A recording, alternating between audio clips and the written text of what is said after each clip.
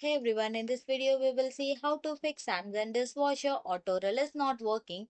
Door pop open repair guide. 1. Turn on the setting mode. You just have to press the power button to turn on the dishwasher.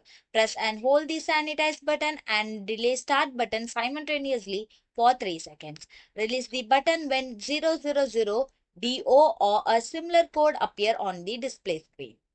Fix 2. Locate the auto release code. Press the sanitize button repeatedly to navigate to option menu. Stop scrolling when A0 or A1 appear on the screen. A0 indicates the feature is turned off. A1 indicates the feature is turned on. Fix 3. Change the setting to on. Press the delay start button once to switch the code from A0 to A1. Verify the A1 is flashing or solid on a screen. Press the power button to save the setting and turn the dishwasher off. Then turn the machine back on and run a short cycle to test if the door pops open at the end. Thanks for watching.